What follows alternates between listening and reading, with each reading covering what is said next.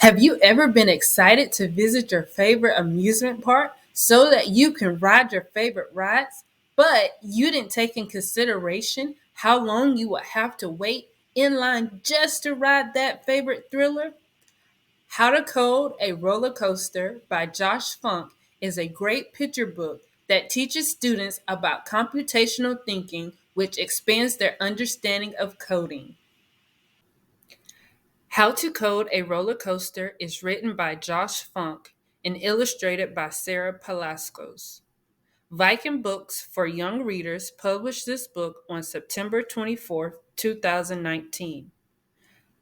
How to Code a Roller Coaster has a total of 44 pages. This book is written for ages 4 to 8 years old, which is geared for grade levels preschool through third grade, but can be used for STEM based activities for all ages. Pearl and her robot friend Pascal are going to use code to plan out their day at the amusement park.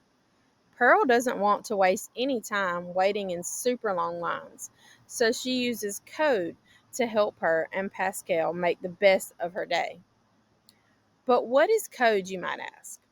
Code is a set of instructions that a computer uses to do any type of task.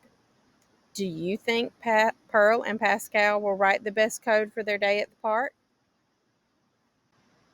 After Pearl and Pascal come up with a game plan on how to spend their day at the park, their first stop is the Python. But Pearl sees that the line to the Python is way too long.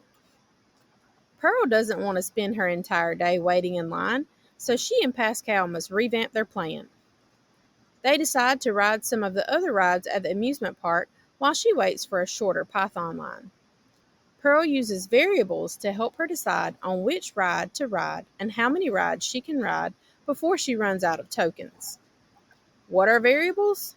Variables are anything in a code that contains a value. What ride do you think Pearl and Pascal will ride first? Pearl loves Ferris wheels, so she decides to ride it once while she waits. After riding once, she wants to ride again. One trip around the Ferris wheel is a loop and costs 1 token. A loop is a common coding technique used when you want to repeat some code more than one time. Pearl decides that 3 loops are enough, and she still has the Python to consider. Pearl uses tokens for each loop of the Ferris wheel, but she also must have tokens for the other rides that she wants to ride. So what if the ride she wants to ride is closed? What will she use her tokens for then? Pearl uses if then else to help her decide. And if then else is sort of like answering a true or false question. If the answer is true, you do one thing. If the answer is false, you do another. So what happens if Pearl miscalculates and runs out of tokens? Pearl used too many tokens, and now she is 1 token short of riding the Python.